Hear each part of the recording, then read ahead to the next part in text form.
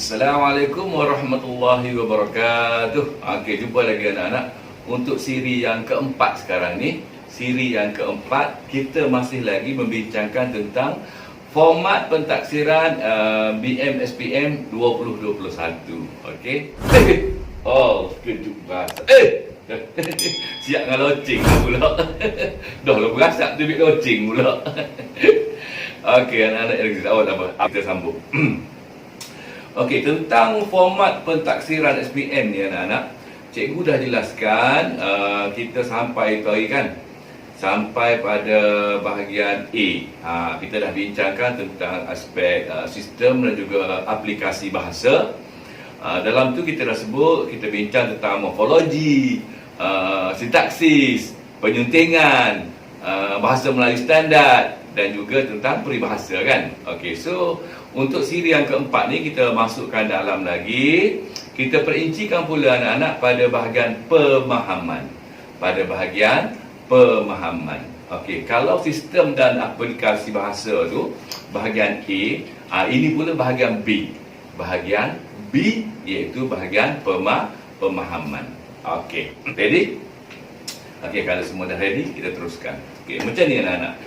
Untuk soalan bahagian pemahaman ni, kita ada 3 soalan, iaitu soalan nombor 6, nombor 7 dan nombor 8. Nombor 6, nombor 7 dan nombor 8. Nombor 6, petikan umum. Petikan umum. Okey, nombor 6 tu petikan umum. Nombor 7, petikan sastra. Petikan sastra.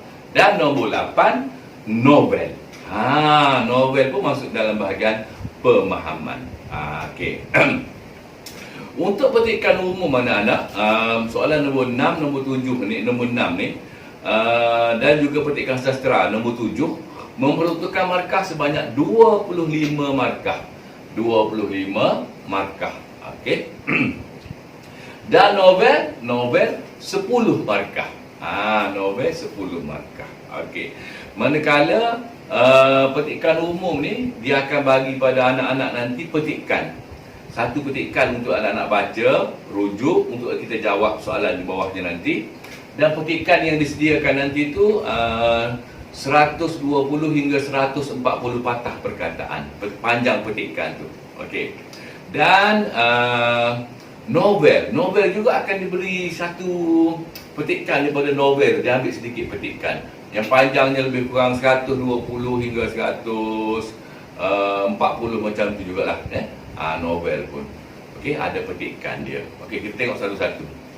Untuk petikan umum. Okey, untuk petikan umum macam ni. Petikan umum ni dia akan beri pada anak-anak nanti. Okey, soalannya akan dipecahkan pada 4 jenis soalan. Kepada 4 jenis soalan. Okey.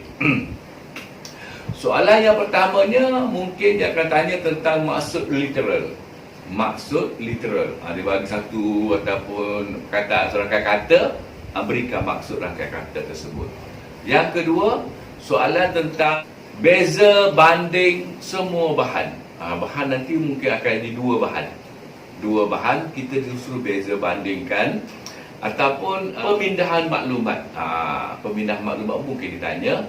Yang ketiga, tentang kebat. Kebat ataupun pemikiran kritis. Itu biasalah kan. Dan yang keempat, penyelesaian masalah. Penyelesaian masalah. Okey.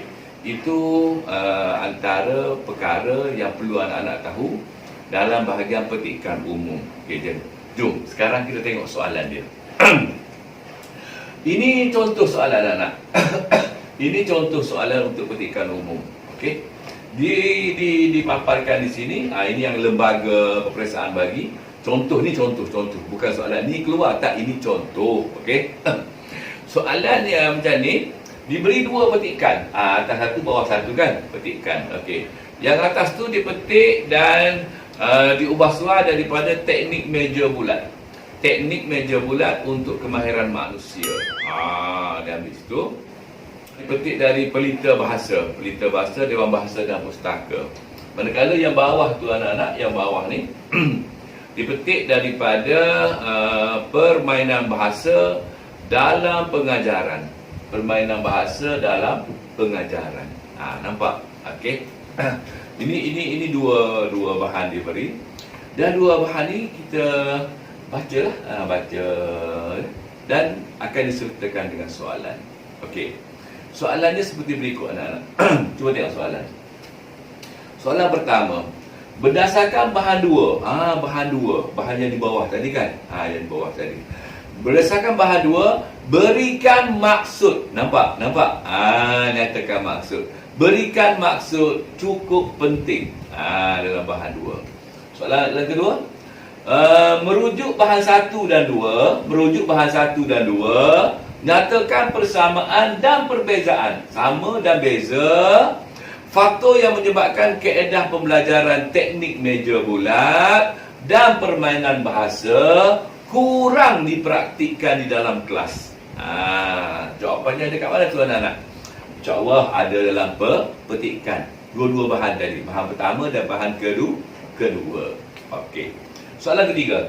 Aktiviti-aktiviti yang dijalankan melalui kaedah pembelajaran abad ke-21 banyak memberikan faedah, manfaat kepada murid. Okey, soalannya di bawah. Pada pendapat anda, apakah faedah-faedah tersebut? Markah situ diperuntukkan 3 markah. Okey, anak-anak. Jadi di sini dipaparkan ada 4 soalan diberi, 4 soalan dan markah di situ 12 markah. 12 markah. Nampak? Okey, itu contoh bahan yang pertama. Tengok contoh soalan yang kedua anak-anak. Contoh soalan yang kedua untuk bahagian ini, okey, bahagian pemahaman ni itu contoh soalan bahagian sastra. Contoh bahagian petikan sastra. Ini soalan nombor 7. Tadi nombor 6, petikan umum. Ini nombor 7. Nombor 7 ni petikan sastra. Okey, akan diberikan dalam pada bahagian ini anak-anak. Soalan-soalannya lebih kurang macam petikan umum juga. Okey, kemungkinan akan ditanya 4 skop soalan. 1, maksud literal, maksud rangkai kata tadi. Kedua, beza banding semua bahan ataupun pemberian maklumat.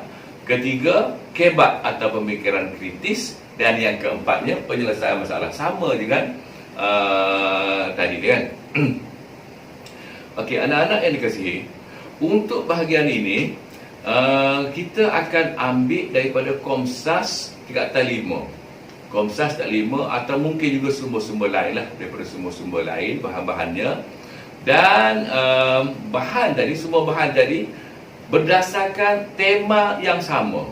Tema yang sama mengikut DSKP, Dokumen Standard Kurikulum Pentaksiran. Okey. So anak-anak, bahan ini pelbagai bentuk. Dibagi pelbagai bentuk. Mungkin dalam bentuk cerpen, mungkin dalam bentuk prosa tradisional, dalam bentuk puisi tradisional, sajak dan lain-lain. Okey. Dan soalannya, pecahan soalan tidak ditetapkan, iaitu 3 ataupun 4 soalan. Dan cadangan soalan-soalan ini adalah sama dengan petikan umum. Sama dengan petikan umum soalan-soalannya. Jadi kita tengok dia punya contoh soalan. Cuba tengok. Ini dia bagi bahan yang pertama anak-anak. Okey. Baca bahan-bahan di bawah dengan teliti. Kemudian jawab soalan-soalan yang berikutnya dengan menggunakan ayat anda sendiri. Okey, bahan yang pertama tu dia bagi apa tu? Sajak. Sajak rintihan bumi. Okey, itu sajak. Manakala bahan yang kedua anak-anak, dibagi situ cerpen. Cerpen yang bertajuk Lambaian Malah Hijau. Okey. Dan bahan yang ketiga tu ada pantun pula.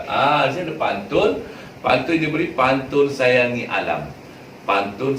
So ada 3 bahan. Kan ada 3 bahan. Tadi sajak, and then ada cerpen, and then ada pantun. Ada 3 kan? Okey, soalannya. Berdasarkan bahan 1, berikan maksud menjaga adab. Maksud rangkai kata, 2 markah. Okey. Yang kedua, berdasarkan semua bahan, Nyatakan kesan-kesan kemusnahan alam sekitar akibat aktiviti manusia. Berdasarkan tiga-tiga bahan tadi. Kita cari dalam tu. Okey. Kesan-kesan kemusnahan alam sekitar akibat aktiviti manusia. Okey. Soalan 3. Pada pendapat anda, apakah kepentingan pemeliharaan hutan di negara ini? Apakah kepentingan? Ini soalan apa ni anak-anak? Soalan kebat, ya, soalan kebat. Dan soalan yang keempat, sebagai rakyat yang prihatin, bagaimanakah anda dapat membantu untuk mengatasi masalah? Ini pun lagi soalan kebat. So di sini anak-anak membutuhkan markah 2, 4, 3, 4. 2, 4, 3, 4. So jadi situ 13 markah. Yang tadi yang umum tadi kan 12. Yang ini 13. 12 tambah 13 25 markah. Yes. Soalan untuk petikan umum dan juga petikan sastra memperuntukkan markah sebanyak 25 markah. Jelas? Okey. Soalan nombor 8. Soalan novel. Okey. Untuk soalan novel ni anak-anak, soalannya adalah berdasarkan petikan novel. Oh, dia bagi petikan novel. Dia ada satu petikan dia bagi. Novelnya diambil daripada mana? Diambil daripada mana-mana zon daripada tingkatan 5. Okey, so novel yang ada untuk semua zon, kalau kita tengok, kita ada novel Tirani, Songket Berbenang Emas, novel Bima Sakti Menari, dan juga Silih Daksina. Okey. So anak-anak, itu untuk novel. Okey. Soalan yang akan diberikan pada anak-anak ada 2 soalan. Okey, cuba kita tengok soalan macam mana untuk bahagian novel. Ini untuk novel anak-anak. Okey, ini untuk novel. Satu dia bagi atas tu petikan novel. Yang dipetik daripada novel Bima Sakti Menari. Daripada Bima Sakti Menari, satu petikan. Dan soalannya di bawah, nyatakan faktor-faktor populasi Helikopter. populasi klip-klip di Kuala Selangor semakin berkurangan. Okey, ada tak jawapan dalam tu? Ada jawapan dalam petikan. Cuba kita cari. Okey, jom kita sama-sama tengok kita punya petikan. Cuba tengok. Mana dia punya ni ya? Dia punya jawapan dia. Okey, kita tengok sini anak-anak. Saya telah memutuskan bahawa klip-klip di Kuala Selangor berada di ambang kepupusan. Kedatangan pelancong yang ramai. Kedatangan pelancong yang ramai. Hampir 100,000 pada setiap tahun, dengan semua entiti yang datang bersama mereka seperti suara manusia, bunyi enjin motorbot, okey, lagi cahaya lampu di jeti, lagi pencemaran air sungai yang mengancam pokok-pokok berembang, pemusnahan kawasan paya bakau, cahaya daripada kawasan penempatan manusia, dan cahaya roda Ferris. Semua tu membawa ancaman kepada populasi klip-klip. Ada jawapan rupanya. So anak-anak, tak ada masalah lah pada bahagian ini. Cuma markah yang peruntukan di sini sebanyak 4 markah. Itu jadi soalan yang pertama. Soalan novel yang kedua anak-anak, tak ada petikan. Yang ni tak ada petikan. Okey, tengok soalan. Jawab soalan di bawah berdasarkan novel-novel yang berikut. Okey, novel yang tadi cikgu sebutkan tadi. Okey, soalan di bawah. Berdasarkan sebuah novel yang anda pelajari, jelaskan sebab-sebab permulaan cerita tersebut menarik perhatian pembaca.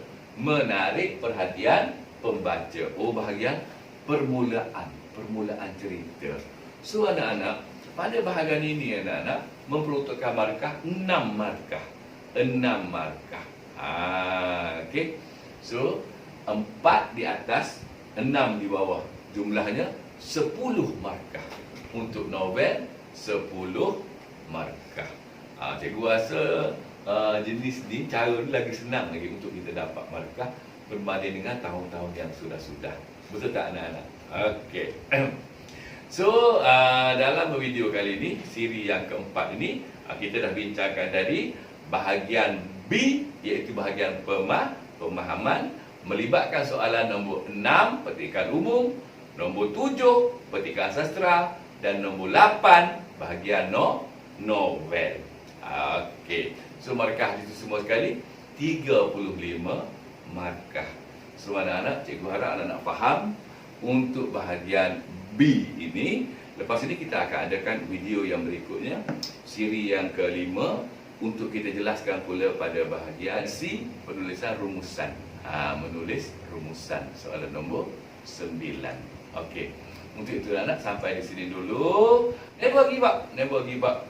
Kita mulakan tahun 2021 ni dengan penuh semangat. Datang sekolah bulan 4 ni, kita belajar betul-betul.